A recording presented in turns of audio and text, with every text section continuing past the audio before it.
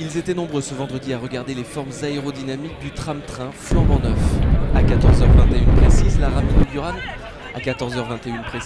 inaugurale s'est arrachée du quai pour rallier Nantes en 1 heure et 7 minutes. Chez les Castelbriantais, ce nouvel axe ferroviaire suscite curiosité et enthousiasme. C'est une bonne nouvelle parce que c'est vrai que ça va faire plus rapide.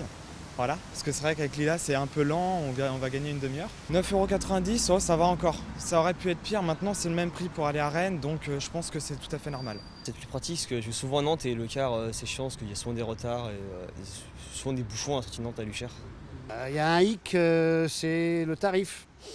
On nous a parlé de 19 € aller-retour, bon, hors abonnement. À ce moment-là, à partir de 2 personnes, il est plus intéressant de prendre sa voiture. Le prix du billet alimentaire a parfois du mal à passer pour les usagers, mais du côté des commerçants de la ville, le tram-train ouvre des perspectives, comme dans ce bar situé à quelques pas de la gare où le patron espère élargir sa clientèle.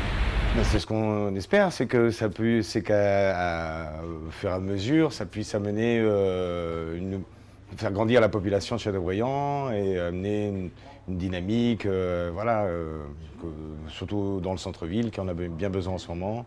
Voilà, on a besoin d'un petit peu plus de monde pour que ça bouge. Quelques mètres plus loin, au salon de coiffure, l'extension ferroviaire entre Nantes et Châteaubriand rend le patron très optimiste.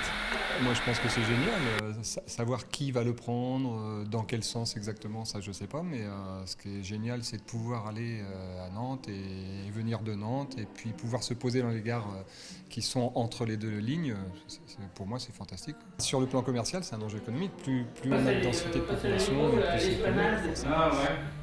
Le propriétaire de cet hôtel enfonce le clou, voyageur rime avec consommateur. L'arrivée du tram-train, en fait, c'est un grand renouveau pour le plateau de la gare. À partir de là, beaucoup plus sûrement de café, beaucoup plus de bière ou de petits verres de vin pour l'apéritif. Et ensuite, un renouveau par rapport à l'ancienne ville, par rapport à l'ancienne gare. On l'attendait en 2010, on l'a en 2014. Tout vient à point qui sait attendre. Qui peut apporter peut-être 10-15% de plus de chiffre d'affaires, oui.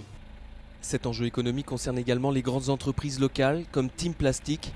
Pour le spécialiste du thermoformage, le lien Nanto-Castelbriantais devrait booster son attractivité auprès de ses collaborateurs.